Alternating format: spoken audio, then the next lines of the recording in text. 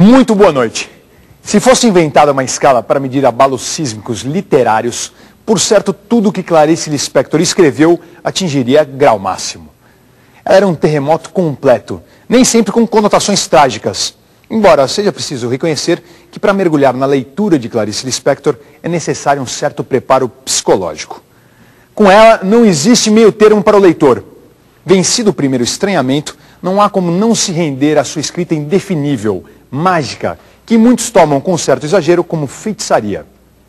Mistura de prosa, confissão, discursos internos e poesia, Clarice sempre soube resolver os nossos mais secretos medos. Sempre esteve perto da legião estrangeira que se esconde dentro de nós. Os 30 anos incríveis de hoje mostram uma histórica entrevista que ela concedeu em 1977 ao jornalista Júlio Lerner. Pouco tempo depois, Clarice Lispector morria, e é inevitável dizer que sua palavra continua mais viva do que nunca. Bom proveito. Clarice Lispector, de onde vem esse Lispector? Eu não sei, eu perguntei, é um nome latino, né? E eu perguntei ao meu pai desde quando havia Lispector na Ucrânia. Ele disse que de gerações e gerações anteriores. Eu suponho que o nome foi rolando, perdendo algumas sílabas e se transformando nessa coisa que parece uma coisa lis no peito, em latim, flor de lis. Quer dizer, é um nome que quando eu escrevi meu primeiro livro, Sérgio Millier, eu era então completamente desconhecido, é claro. Sérgio Millier diz assim: essa escritora de nome desagradável, certamente um pseudônimo. E não era meu nome mesmo.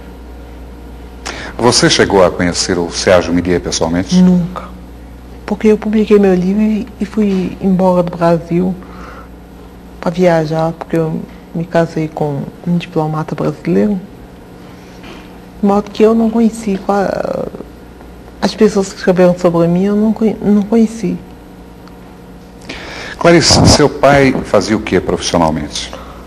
Representação de firmas, coisas assim. Quando ele, na verdade, dava, era para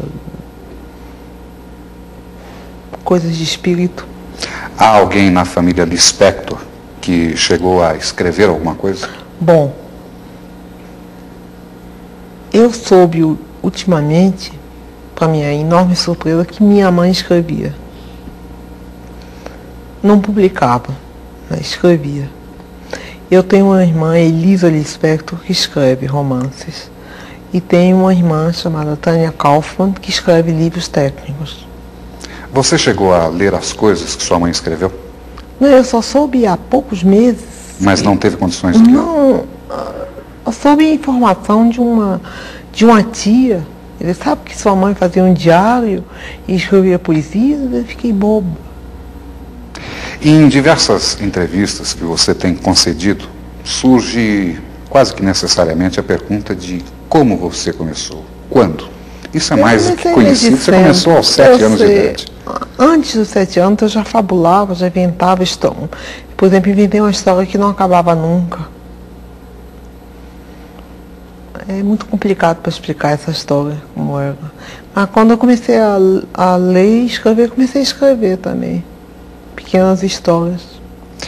Quando a jovem, praticamente adolescente Clarice Lispector descobre que realmente é a literatura, aquele campo de criação humana que mais a atrai, a jovem Clarice tem algum objetivo específico ou apenas escrever sem determinar um tipo de público? Apenas escrever. Você poderia nos dar uma ideia do que era a produção da adolescente Clarice Lispector? Caótica, intensa, inteiramente fora da realidade da vida. Desse período, você se lembra do nome de alguma produção?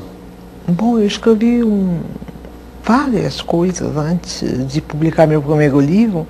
Eu já escrevia para revistas, contos, jornais. Eu ia com a timidez enorme, mas uma timidez de ousada. Eu era Eu sou tímida e ousada ao mesmo tempo. Eu chegava lá na revista e dizia, eu tenho um conto, o senhor quer publicar? Aí eu me lembro que uma vez foi o Raimundo Magalhães Júnior, que olhou, leu um pedaço, olhou para mim e disse, você copiou isso de quem? Eu disse, de ninguém, é meu. Ele disse, você traduziu? Eu disse, não. Ele disse, então eu vou publicar. Era assim, era nessa base. Você publicava essas obras em quais publicações? Ah, não me lembro. Jornais, revistas.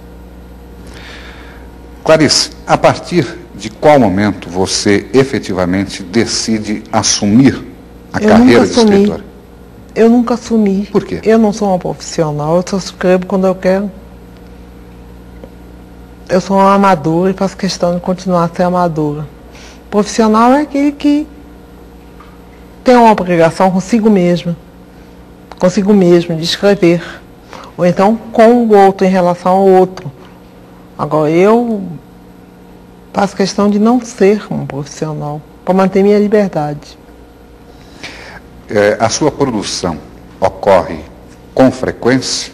Ou você tem períodos de produzir intensamente? Tem período de produzir intensamente e tem períodos hiatos, em que a vida fica intolerável. Esses hiatos são longos ou não? Dependem, pode ser longos, e eu vegeto nesse período.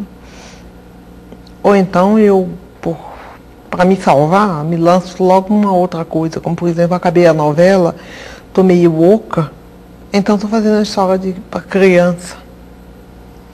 Como é que você explica a Clarice Lispector voltada para a literatura infantil? Eu não sei, começou com meu filho, quando ele tinha 6 anos de idade, 6 não, 5, me ordenando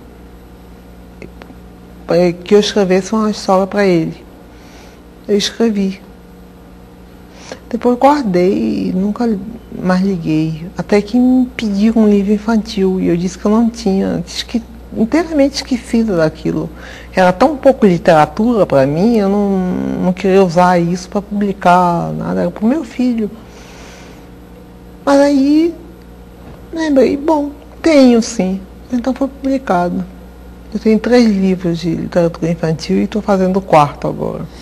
É mais difícil você se comunicar com o adulto ou com a criança? Quando eu me comunico com criança, é fácil, porque eu sou muito maternal. Quando eu comunico com adulto, na verdade estou me comunicando com o mais secreto de mim mesma. Aí é difícil, né? O adulto é sempre solitário? O adulto é triste e solitário, né? E a criança? A criança tem a fantasia, né, solta. A partir de que momento, de acordo com a escritora, o ser humano vai se transformando em triste e solitário?